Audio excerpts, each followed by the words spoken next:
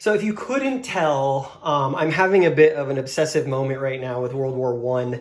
Obviously, this month doing a ton of World War One playthroughs right off camera. In this direction, I'm actually playing Soissons 1918 from Legion right now. But I did want to take a quick break from that and talk about three other World War One games that I picked up in the last month and why I picked them up, and even do maybe just a quick unboxing of one of them. You can see here two games from a publisher that I am just recently familiar with, who are based out of Italy, called Europa Simulazioni, Europe Simulations. They are doing a bunch of games that just have a really great look about them, both visually and also topically. And I've been looking at their back catalog of stuff that they've published and stuff that they've got coming up, and it's just such an interesting mix of unique periods in history and conflicts that are not really well known.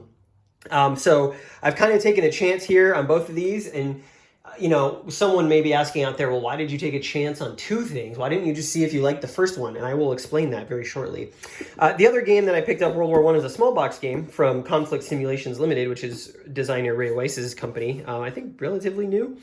And it is At Ville Cotterêts, Mons 1914. So I'll take a look at that as well, and I'll unbox this one because I actually just got it today. Also looked very interesting, and that cover art is obviously very striking. A lot of the games that come out of CSL have very striking, interesting color work and graphic work on the cover. So we'll save that for last. So let's talk about the Europa Simulazioni games that I got. So first of all, the one that really caught my attention here was Gorizia 1916. So this is the sixth battle of the Isonzo River during World War One between the Austro-Hungarians and the Italians, actually, who were at this point a part of the Entente, obviously. But a really great cover to this box. It's, I don't know, what is that, a 1-inch box, 1.5-inch box?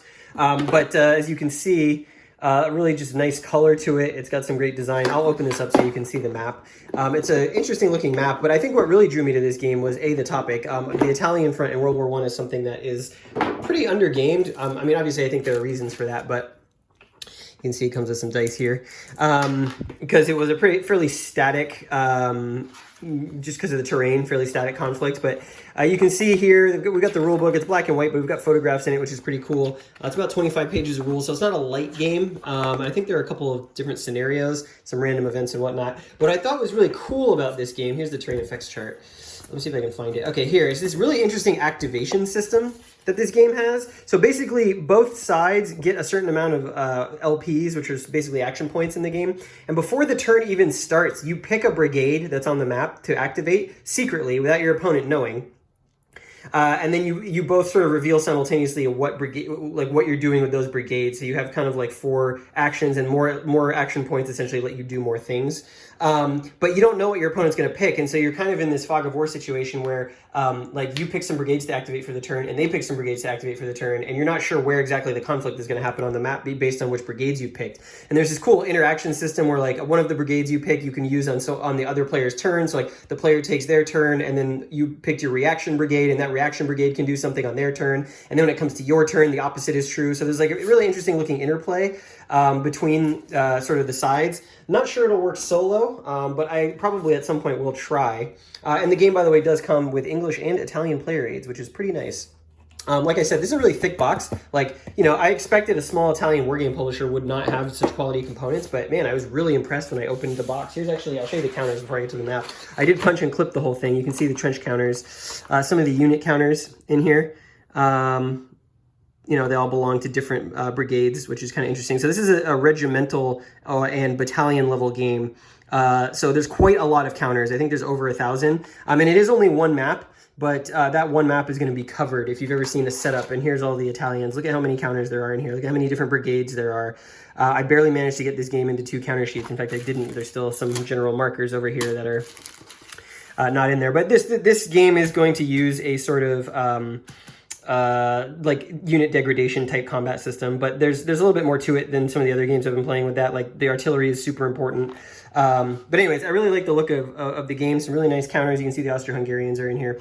So those are the counters. Got it into 2 trays, and I'll just unfold the map a little bit so you can see that as well. It's got a nice color palette. It's not super detailed per se, but you can see Gorizia 1916. It is a, what is that? 1, 2, 12-turn game, so a fairly long game as well. They call it a mini monster on their website, but you can see here some of the just atrocious terrain along the Isonzo River. If I flip it over, you can actually see it proper. And so the Italians are going after the town of Gorizia here, and they're going to be all lined up along this side of the river. And just basically from the river line back to about here, all across it are going to be stacks of Italian units, artillery, that kind of thing. But it's a pretty attractive map. It's really nice paper, really thick. Matte paper. So, you know, it really captured my attention and captured my eye, and you can kind of see the whole thing. So very excited to try and play this. I would like to probably play it face-to-face first, just because of the whole, like, alternating impulses with brigades and whatnot. But this is actually the second game in a system of games. And the first game in that system is Straff Expedition, which was out of print for a while, had come out in the early 2010s, I believe. This is, as you can see, the Spring Offensive, again, Italian front, May, June 1916. So this Straff Expedition comes, I believe, right before Gorizia, or right after, I can't remember exactly. But so this game has the exact same, plays in the exact same system. There is a third game in development called, it's about Caporetto on the Italian Austro-Hungarian front that's going to use the same system, and that game's actually going to come with an updated version of the rules. So I'm waiting for that game to come out. I believe Europa Simulazioni is getting close to finishing that one. But again, same system. This game a little bit smaller and a little bit more maneuver heavy given the conflict. I'm not going to take it out of here because it'd be a hassle to get it out of the bag. But you can see similar map style, counters, very similar counters there. Again, battalion and regimental scale, so you're talking about a lot of counters, though not as many as Gorizia. But this is actually a 2-map game. So it's 2 maps, less counters, whereas Gorizia is 1 map, more counters. But I wanted to show this because the reason I bought this, and not just Gorizia, was because the publisher on Consum World said that they had 3 copies left of Straff Expedition. And so I figured, hey, I should pick it up while I still can. There's, you know, if I don't like it, I can probably get rid of it, given it'll be really hard to find again pretty soon. But it also exemplifies that sometimes they do box games, sometimes they do these sort of thick folio games, which is actually, I prefer this. So the map, the counters, all of that is in this folder. I don't know if you can see. Yeah, so you can see here, it's all folded up in sort of this thick cardstock sort of folio. The counter sheets, the rules, the player aids are all in here. And I actually really like this format. I actually wish more board games, especially hex and counter games, actually came like this, because it saves so much space on the shelf. I mean, compare that to like a 3-inch GMT box, for example. So I picked it up because there weren't many left, and I figured might as well get both of them. And so now I have them, and I will play them at some point because the Italian front is very interesting to me, and you can be sure that I will pick up Caporetto as well when that comes out. Now, let's talk about the Conflict Simulations Limited game, which is At Ville Coterre, Mons 1914. This is, like I said, designed by Ray Weiss. He's one of the guys who was responsible for Rostov 41, which I've done a video on this channel. But all of their games come in sort of tiny boxes like this. I guess as up until today. Today he announced that they're going to be changing the box format for these small box games. But this is a tactical game, World War I game, about the retreat at Mons. Which, if you're not familiar, was basically a couple of divisions, or maybe they weren't even divisions, they could have been brigades of British Expeditionary Force soldiers held off like an entire advancing German corps on a really exposed position at Mons in the early days of World War I. So anyways, this is printed by Blue Panthers, the same company that does the printing for Hollandspiel and a couple others. You get that nice distinctive smell. I can smell it right now. Here's the rule book. It's got the counters inside of it. Rule book is basically just normal paper, normal, like, you know, printer paper or whatever, but they've kind of folded it in half. So it's, what is this? This is 8.5 by 5.5, it looks like. But anyways, not very many rules. Like I said, it's a tactical game. You know, the print is a little small, but it's spaced pretty nicely.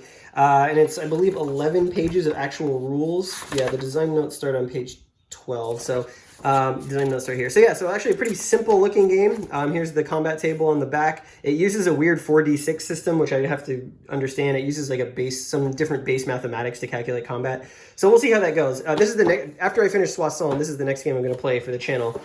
Here are some of the counters. You can see here the Germans. It looks like you've got HQs. I think you've got some howitzers, machine gun unit howitzer right here. You know, 2 different brigades, it looks like. The British down here in 2 different brigades. They've also got some howitzers, I think, somewhere, maybe not. They got some here, yeah. They got machine gun units. There's another howitzer. What looks to be hit markers or casualty markers. And some of the stuff you'd expect from a tactical game. So reduced side for some of these. It looks like the machine gun units have a range, a movement, and then you flip them over and maybe that's a fire value or they can't move as far. Anyways, these are the counters, really thick. They're gonna punch really easily like you would expect from like a Hollandspiel game or a Blue Panther produced game. Here's the map.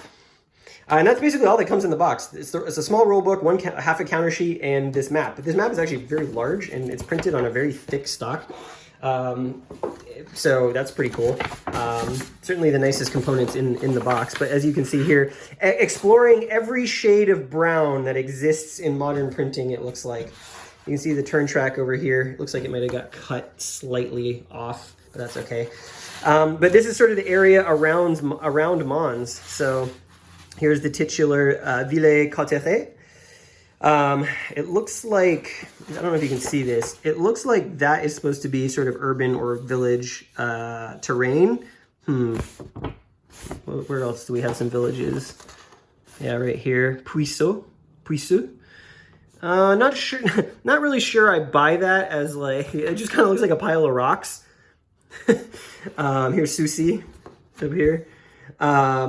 But, you know, I mean, it's not like the prettiest map in the world, but like you can definitely tell that it's got some like rough terrain features here. It'll be interesting to see if I can make sense of it once I get it on the table. Here are what the counters will look like on it. At least the counters will pop. Right? It's a little muddy in some of these places, but not too bad. But it's a nice stock, like I said. So that is Mons 1914, not to be confused with the upcoming Mons game from GMT Games. But I really like this format as well. This tiny, small box. This is a great travel war game. Like if I wanted something to play while I was like on the road for work in my hotel, like doesn't take up a ton of space necessarily. I can shove it in my my bag or whatever. Anyways, I just wanted to show you that haul that came in sort of over the course of the last month and sort of what I was thinking. Here, we'll do this. Here are 3 more World War I games that we will get to the channel eventually. I mean, I have to do something for next August, right?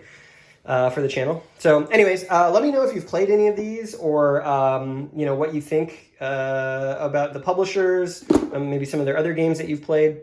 I know I am really excited to check out more of Europa Simulazioni. They actually have a really cool looking operational strategic Napoleonic series that's 2 volumes in that looks pretty neat.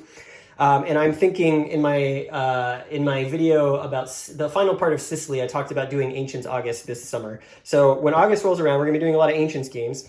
And I'm hoping to sort of branch out some of the content as well. But I was also thinking about doing a Napoleonic November and, you know, cranking through some Napoleonic games from the very simple to the very complex. So we'll see how that goes. But, you know, let's have some fun with it, right? It's all games after all. Anyways, thank you for watching. And I will see you in the next video, which will likely be the first part of my Decisive Victory 1918 Soissons video, which I am playing right now. And spoilers, very early in the game, but so far very much enjoying what I am playing. As you can see, the Germans in full retreat over there. All right, talk soon.